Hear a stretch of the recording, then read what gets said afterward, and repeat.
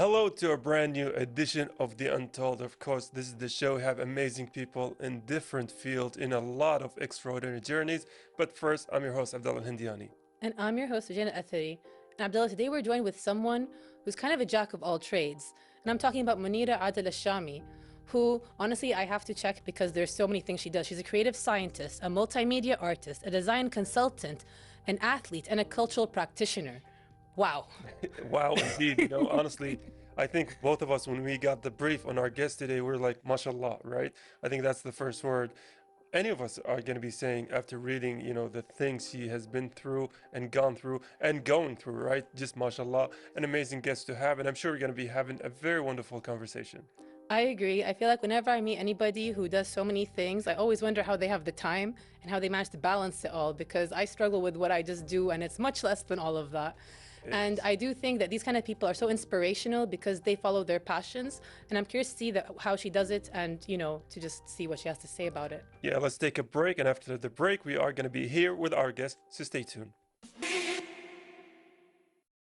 And we're back, ladies and gentlemen. Thank you for tuning in. But most importantly, thank you, Munirah Alshami, for being our guest today on The Untold. Yeah, hello. Thank you very much. Thank you for having me. It's honestly a pleasure to have you. And honestly, I'm very interested to talk to you about all the different disciplines you seem to have entered. You seem to be a jack of all trades. Before we get into all that, though, I want to take it back to your childhood. Okay. I heard that you grew up with a lot of celebrations, a lot of games, a lot of movement and motivation around a lot of things. So what was it like growing up in that environment? Yeah, so to take it back from the core, yes, is I say this in everything I explain because it translates into my work now. I come from a very festive family, In retrospect, after I grew up, I realized that not all families are like that, where like they celebrate everything and we gamify everything. So I grew up in a very like both my dad's side and my mom's side, you know how we have gatherings every weekend in Kuwait, and it was like if it's not a celebration, it's a game, and if it's not a game, it's a competition, and if it's not, so all the birthdays and all the like, even if like a kid like grew teeth, we're like, hey, and then if someone had, we're like, okay, let's make a competition, let's make it. So and Kuwait kind of invites that because it's very festive. So every February, every like National Day celebration, Girgi'an, there was always something happening. And we were like very in tune with our activities. So arts and crafts were a big thing. And just doing things with our hands. We used to go to the desert a lot. So like they had snowmen, we had sandmen, and it was a thing. We'd build like castles and stuff like that. So my parents were always keen on getting us active, so that played a huge role in like me trying out different things, especially in art. Honestly, that's such a like overwhelmingly amazing thing to hear about. I feel like, yeah, not everyone had that kind of childhood where everything was just so full of life and vibrant. Yeah, it was live, it was noisy.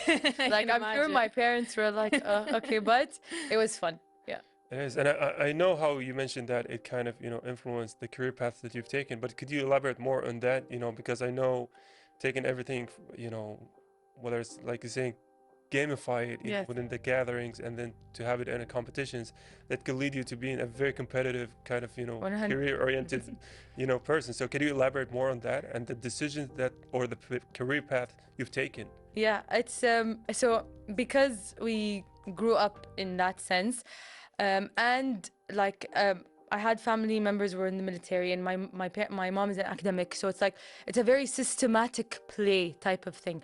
So because of the competition, and my parents also like put us in a lot of sports, so being part of like a team element was like very familiar to me, and trying out things like being driven to try out like new, let's say, games and like new things, new realms. Like it kind of gives you this fearless mentality as a kid, and then growing up having that when you first enter the workforce, like, okay, sure, let's try it. I might fail, but it's fine, like I have a team, I can, like, it's okay, it's not me, I'm not a failure, I'm not a, so that bone, I feel, really was like ingrained early on. So it was, I don't want to say easy, but like it was easier for me to embed it in my work when like a project was really intense and very competitive. I was there. I was like, we have to be,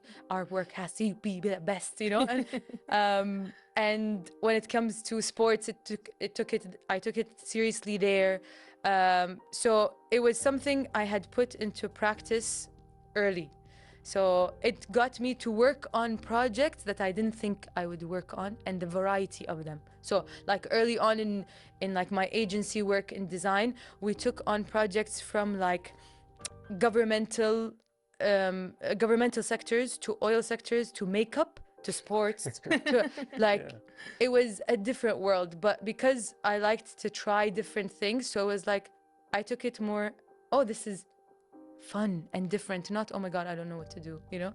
So there was fear obviously, but it balanced out kind of. I mean, mashallah, that's like so many different things to try. And that fearlessness you talked about, it does make a lot of sense because of growing up in that environment.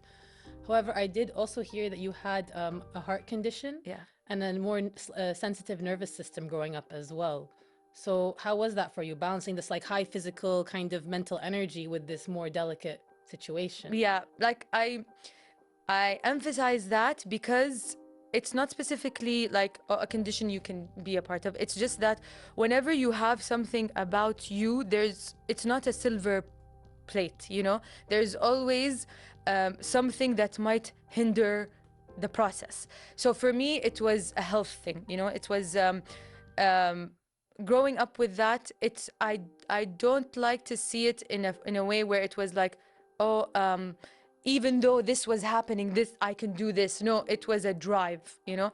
Alhamdulillah, like my parents never made me feel like this was they made sure I'm not that cautious girl that's like scared of doing things, because you can, especially with health, you can easily enter that cocoon of being like scared of doing things or like anxious, and that still happens with me. It's just a navigation game, you know. So I had early practice of measuring and navigating between something that's very serious, and I had to be disciplined. Like I had very specific sleep routines, I had very specific energy, like checkups and like physicals and that. So taking this seriously, but also being in a mindset where no, don't be afraid to play sports or do things or whatever. Like that balance, I don't know how my parents did it, but it grew on me, and it became something like I'm proud of, where when need be, I can be like military when it comes to this is a non-negotiable, and then anything can go. You can be fluid, it's fine. Like if a project ends tomorrow, guess what? People will exist. Like perfect example was COVID. Like everyone went through like, oh my god, but then we transferred out of that. So again, it's early practice, you know. I mean, honestly though, I feel like to have had this at a young age, even though it's not a good thing to have, in some ways it kind of taught you a lot. 100. It's like my whole personality, but I don't say it, you know, because like sometimes it goes overboard. My friends called me extreme. My like Google Calendar is my best friend. Like, and everything is like timed in a very specific manner, and that goes against being someone like who needs to be fluid with art. And I'm like, clock in, clock out, you know. But that back and forth is healthy if you know how to navigate it, but it comes with its like consequences of being too harsh on yourself, being very intense with how you're like you did something wrong. So I always have that back end family and friends. They are my it's okay, and I'm like okay. So it's a balance basically. It's a good balance to have, right? Because you mentioned discipline within the art field, but a lot of people, you know, they think that discipline, you know, restricts creativity. Exactly. So how do you say is some of the biggest misconceptions people have about discipline, especially within its relation to arts and creativity? I think this is a conversation I have with a lot of artists, because it's about understanding yourself, you know, how you are as a creative. So once you know what your ins and outs are, it will help you be more like, your idea of discipline can be very different than another person's idea of discipline, but is it needed? For sure. Like my thing is like, oh, I have very specific hours, like I wake up in the morning, don't talk to me after 7 p.m. You know, like I have days where like it's a different, I understand that work meetings is something, and then being into like this art world is a different thing. So okay, then cancel out days where you're not talking to anyone and you're just in your zone. But how I translate it is that as long as you're not a disadvantage to the system of what the creative industry you want to enter, then you're fine. My form, like you can say my form of discipline is, this is my mindset for 7 days straight, and this is how I do it. So like, build your own system. But should there be a system? 100%. We underestimate routine. We underestimate seasons. Like, I'm very naturalistic when it comes to that sense, where we work with seasons, we work with systems, we work with routine, we work with weekly stuff. We don't have the aspect of time and week, you know? But once you use that as a power, then your art will be better. It's not like a let go kind of thing. I feel like it's very refreshing to hear a more creative personality talk about things like this, because it's more, the more I think business or scientifically inclined people who are like discipline, routine, structure. Exactly. Whereas most artists are all about like, I need the fluidity. I can't have a timeline, a deadline. But I think that, you know, your childhood kind of helps force you into a disciplined routine. Yeah. And it's something that growing up, we all learn the hard way almost, if we don't have it from an early age, that without routine, without discipline, nothing really gets done. Yes. You can't really, you know, progress in what you want to do or try things properly, because time is also not real sometimes. So if you don't follow something that keeps your, as you said, make it your own system, it doesn't allow you to kind of grow through those things or to create the things you want to create. Yes, and to learn patterns. Yeah. Like for me, it's a patterns thing where once you get, like you said, it's not really about time. It's not like a checkpoint. I have to finish. Like that's not the discipline I go with.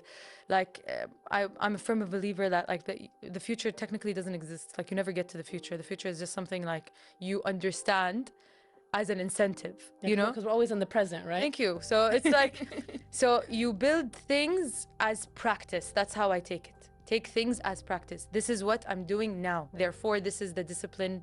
Therefore, this is the routine, you know? It doesn't have to have an end goal. It doesn't have to have like a specific, it's just for you to track how you are in this sense. I want to start drawing. Okay, this is, oh, after a month, I did this. After 2 months, I did this. So it's a very self-analytical thing. So if you look at art as a very fluid thing, this might actually help. And I'm a graphs gal, so like everything turns into data. And that's where me and my friends are like they're creative friends at least. They're like, what do you mean numbers? I'm like, actually, everything in color can be turned into a number. So And that's how computers talk. yes, and that's where the science comes in. So do you have a specific routine that you go on a day-to-day basis, or do you have a general idea of how your day goes? You know, speaking as a very disciplined person, do you have an idea? Oh, my family and friends know. Like I have a daily, I have a weekly, I have a monthly, and I have a seasonal one. So it's like I rise with the sun and set with the sun, because like I'm like sleep is very important health-wise. So like I very much separate my days. If this is a day where I'm just alone in the studio doing something, I tend to hyper focus. For example, like that's something about my creative process I know I'm strong in. I know that I can, everything is extremes. So if I'm hyper focused on something, I can go for hours. And then if it's not that, it's a different part of my brain. So creative process in general, I have days where there are only meetings and I am social. And then there are days where I think nothing else exists in the world. You know what I mean? And to me, that works because I'm not the person that can moderate. Like, I don't know how to do 3 hours of this and then break and then 2 hours of this. Like, a person who's comfortable with that would go for a more corporate job within the art field. Someone who just likes to be isolated 70% of the time will go more into the fine art scene. A person who's into the science thing will have that art scene, but Yeah, no, it's making sense. I see where you're coming from, and for a lot of people, balance is a big struggle in this. But I gotta take notes from you later on how you managed to came with get this done. practice. Like in the Because- beginning, it's just, it's a mess. Yeah, but honestly, it seems like you really got it down to an art almost and a science at the same time, which is really impressive. We are going to take a very quick break, and I hope we can dive in a bit more. So stay tuned for after the break. And we're back, ladies and gentlemen, from that quick break. Now, I do want to ask you about something because you're also into sports a lot. So can you, give us an idea what kind of sports are into, what kind of activities you go? That's a whole world. I love sports. Again, being a hyperactive child, my parents basically put me in almost everything, like it was an issue if Munirah was bored, So I got into a lot of sports, but two sports that stuck were swimming and volleyball. Volleyball I took more seriously because it was a team sport. I had more fun. Like I want people, like I had fun with friends. So I did volleyball my whole life, middle school, high school. Shout out to my Panthers. And then in university, also I did university volleyball, was captain, came back to Kuwait, joined Nadi Fatat. Also, shout out to them and Captain Mohammed. And then went into the national team for 3 years. So it was a very big part of my life where if I wasn't in the creative world, I was diving and hitting balls and falling, basically, because that's what volleyball is, it's falling. But it kept me. How it translated into different parts of my life is that volleyball and team sports in general, I can't emphasize this more, it teaches you that you are only as strong as your weakest player, no matter this is being part of a team, being part of a campaign, being part of a family or whatever, any unit. And we're a communal culture, right? So we're a tribal culture. So we're very much into that community sense. So sports, team sports come easy to us. So you kind of understand that even though you're the best, and I can be whoa, I'm just the best at this. That's individual sports, great. You have sponsors you have to keep up with. But in a team sport, no matter how good you are, if you have weak players, your team will be only that good. So you have to support them. You're a unit. So that taught me a lot about I don't see myself in things. I see the whole bird's eye view, and the competitiveness was just fun. It was second nature again because of the games. And that stayed for a while until I guess 2019, where life took its different course. I had to travel and studies and all that fun stuff. But yeah, it's my weak spot. So if they tell me let go of everything and just go play volleyball, I'll be yes. Well, it's amazing you found a passion for such a sport. Yeah. I mean, personally, I was not great at volleyball in school because the ball just always tended to hit me. Yeah. And I had really bad hand coordination with the ball. It just wasn't my thing. And it's hard because volleyball, if you're playing football or basketball, if someone you can kind of dribble and make do with whatever is happening. But volleyball, if one person doesn't know how to hit it right, it goes Yeah. And then someone has to run and get the ball, so it's an awkward fun game. Yeah, because it is very much a team sport. And Yeah. I've learned a lot about it. And I do want to ask you a bit more about your background in swimming, because I also heard that you're a certified mermaid. Yes. And I'm very excited about that because I think all little girls are deep Yeah. down. We all want to be mermaids. So what does that mean exactly? Well, I have the certification to prove it, but it's basically because my two favorite sports were volleyball and swimming, and I didn't take swimming professionally enough to do it or to be a part of a club or anything like that. But I was but I still want to upgrade. I still want to do things, and I'm obsessed with the sea and desert. I'm camping in winter and I'm in the water in summer. Like you will never see me anywhere else. I don't like closed spaces. That's a different part of like me where the vast spaces make me feel really tiny, and that's to me is very like it helps with my anxiety. You know. I think it's that feeling of awe you get in nature. Yes, and I like to feel small. You know what I mean? Like in a sense of I want to be high energy, but also like if you don't exist, by the way, the world still does. You know, it's a very like positive, morbid kind of thing. It's a humbling experience. Yeah. But the mermaid thing. So I was always obsessed with mermaids, and like whether you think it exists or they exist or not. Give it the benefit of the doubt. Yeah. But it's a fun like fairy tale situation. Then I started to realize after watching like how it turned into an industry in the West with like circus shows that had to do with water, and I'm like, this looks like very professional swimming. Like I want to learn how to do that. They're diving 10 meters. They have a monofin on, and I started following mermaids that do it professionally, and she trains like 5 times a week, and I'm like, whoa, 1 second, what? And then I realized that there is, you know, a PADI certifications for scuba diving, free diving, and a lot of other entities that can certify you. So I went to the States and to like the outskirts of Miami to do a course that's a PADI mermaid course. There's beginner, there's level 1, and there's full mermaid, and there's mermaid instructor. Wow. So it was a crash course of these 4 levels, and skill-wise, they are it's as equivalent as a level 1 free diver. So you do with a monofin.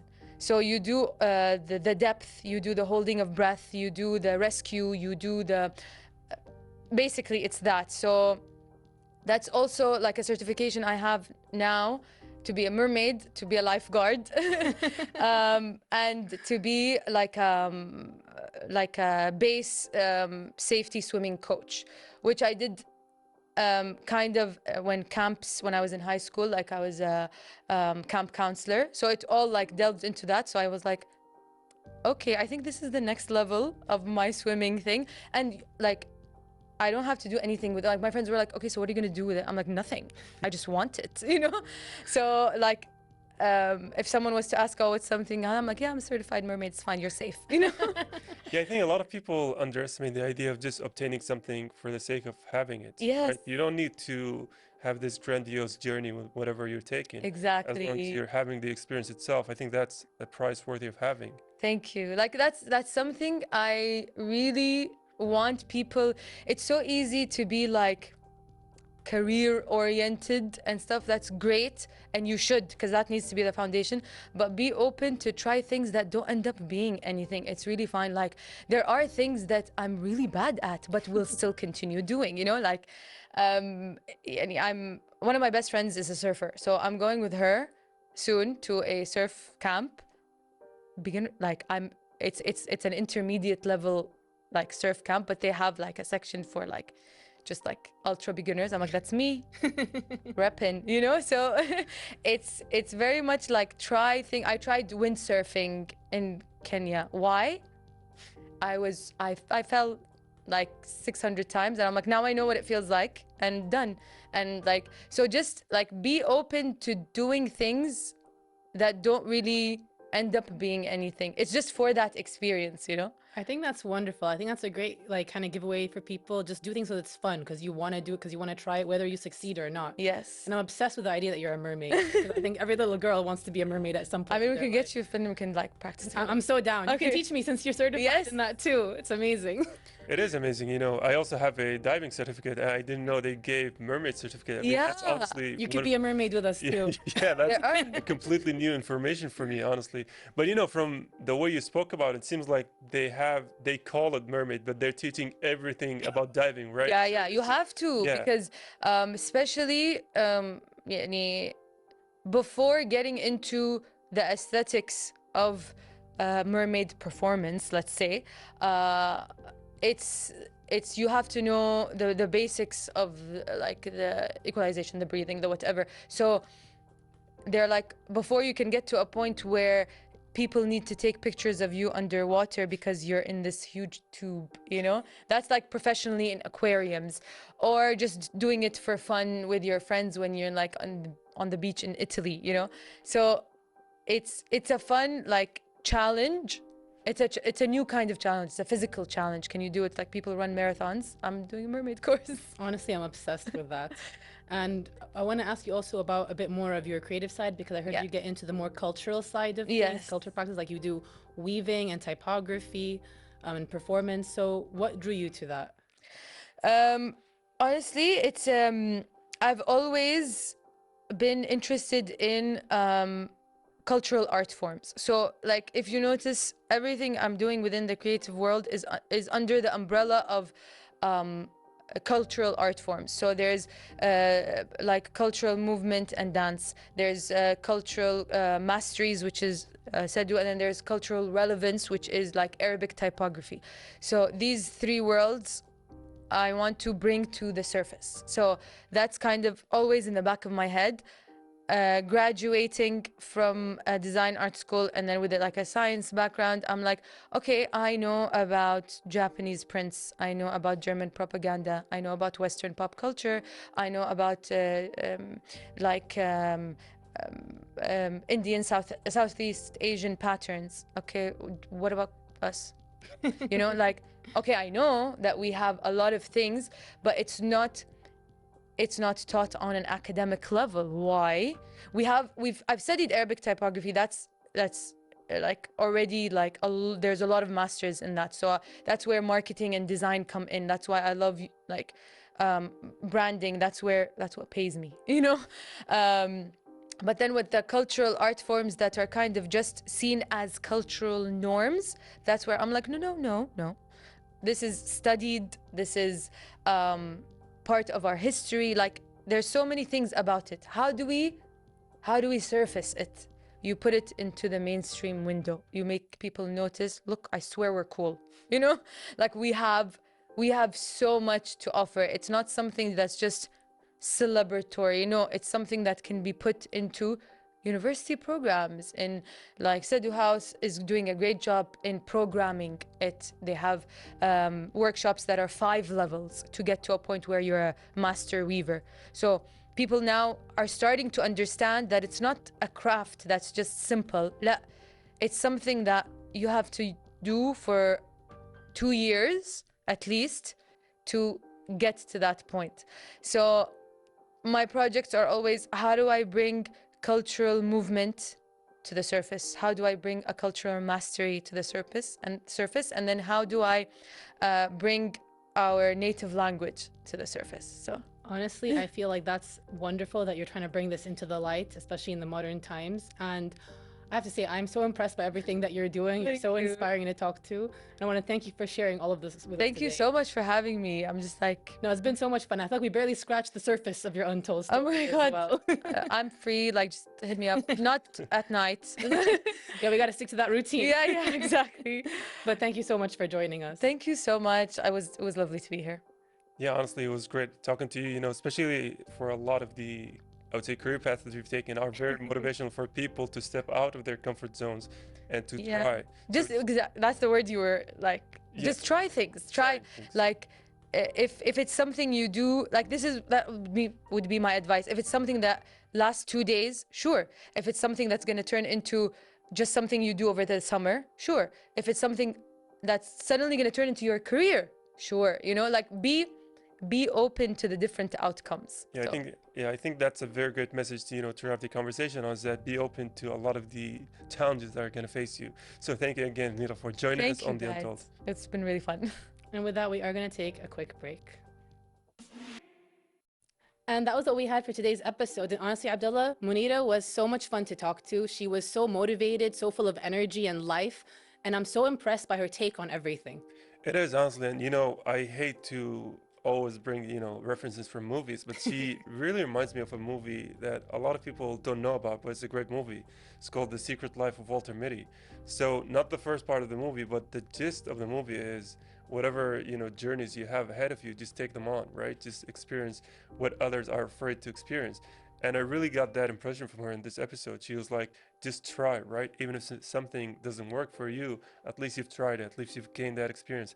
And I think that's a beautiful message to have from this episode. I agree. I mean, she's also so full of discipline, routine, and structure. She says that helps her with everything she does, and she's not afraid to fail. She wants to try things.